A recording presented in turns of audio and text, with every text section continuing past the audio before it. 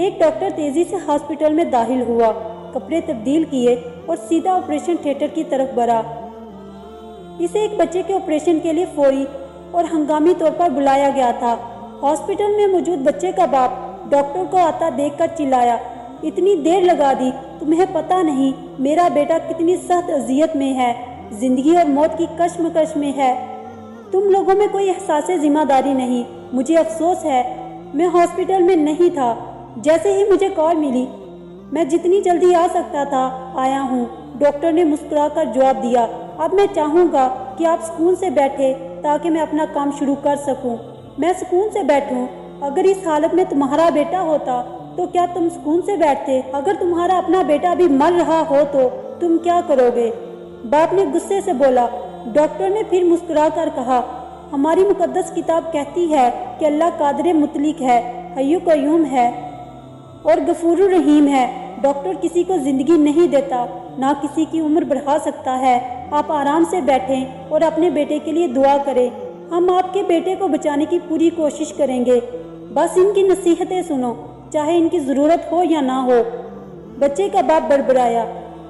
Operation میں کئی گھنٹے لگ گئے، لیکن بالآخر جب ڈاکٹر آپریشن تھیٹر سے باہر آیا تو اس کے چہرے پر مسکراہٹ تھی۔ آپ کا بیٹا اب خطرے سے باہر ہے، اگر کوئی سوال ہو تو نرس سے پوچھ لیں، یہ کہہ کر وہ آگے بڑھ گیا۔ کتنا مغرور ہے یہ شخص، کچھ لمحے کے لیے بھی نہیں رکا کہ میں اپنے بچے کی حالت کے بارے میں ہی کچھ پوچھ لیتا۔ بچے کے باپ نے ڈاکٹر کے جانے کے بعد نرس سے کہا۔ نرس نے روتے ہوئے جواب دیا، ڈاکٹر کا بیٹا کل ایک ٹریفک حادثے کا شکار ہو گیا تھا۔ جب ہم نے اسے آپ کے بیٹے کے لیے کال کی تو وہ اس وقت اس کی تدفین کا انتظام کر رہا تھا۔ اب جب کہ اس نے آپ کے بیٹے کی جان بچانے کا فرض ادا کر دیا ہے تو وہ اپنے بیٹے کی تدفین کے لیے چلا گیا ہے۔ کبھی کسی پر بے جا تنقید نہ کرو، کیونکہ تم نہیں جانتے کہ دوسرے کی زندگی کیسی ہے اور وہ کن مشکلات میں مبتلا ہے۔ تمہیں نہیں پتا کہ وہ تمہارے کام آنے کے لیے کتنی بڑی قربانی دے رہا ہے۔ میری ویڈیو کو مکمل دیکھیں، میرے چینل کو لائک شیئر اور سبسکرائب کیجیے اور بیل آئیکن کو ضرور پریس کیجیے تاکہ میری آنے والی ہر نئی ویڈیو کا نوٹیفیکیشن آپ کو موصول ہو سکے۔ ایک رومی بغداد آیا، اس نے وہاں کے حاکم سے کہا کہ میرے 3 سوال ہیں، اگر آپ کی سلطنت میں کوئی ایسا آدمی ہو جو میرے ان سوالوں کے جواب دے سکے تو اسے بلائیں۔ حاکم نے اعلان کر دیا، سارے علماء جمع ہوئے۔ امام صاحب ابھی چھوٹے ہی تھے، وہ بھی وہاں موجود تھے۔ رومی ایک اونچی سی جگہ پر جسے منبر کہتے ہیں چڑھ گیا اور اس نے 3 سوال کیے۔ سوال یہ تھے کہ بتاؤ خدا سے پہلے کون تھا، بتاؤ خدا کا رخ کدھر ہے، بتاؤ خدا اس وقت کیا کر رہا ہے۔ اس کے سوال سن کر سب خاموش ہو گئے۔ امام صاحب آگے بڑھے اور فرمایا، ان سوالوں کے جواب میں دوں گا، لیکن شرط یہ ہے کہ آپ منبر سے نیچے اتر آئیں۔ وہ آدمی نیچے اتر آیا اور امام صاحب اس کی جگہ جا کر کھڑے ہو گئے۔ رومی نے پہلا سوال کیا، بتاؤ خدا سے پہلے کون تھا۔ امام صاحب نے اس سے کہا، گنتی گنو۔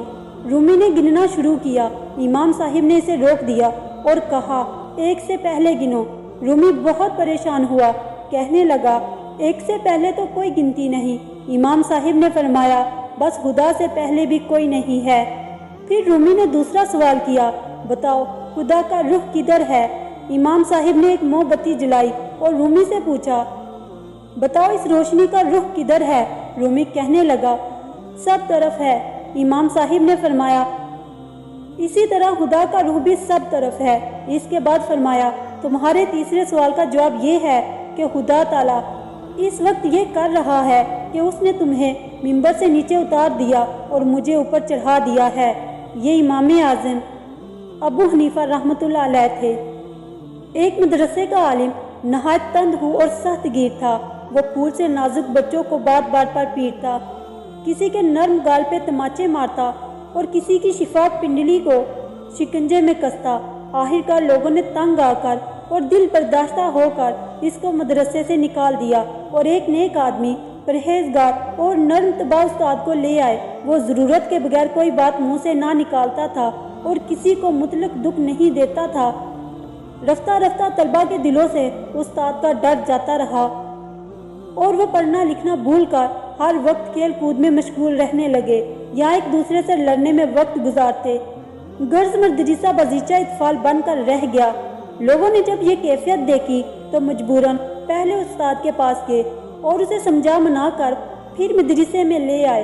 एक बादशाह ने अपना लड़का मकतब में भेजा। उसकी बगल में चांदी की तख्ती दी जिस पर यह बात सोने के पानी से लिखी हुई थी कि उस्ताद की सख्ती बाप की मोहब्बत से बेहतर है। इस वाक़या से हमें ये नसीहत हासिल होती है कि उस्ताद की सख्ती में नसीहत होती है।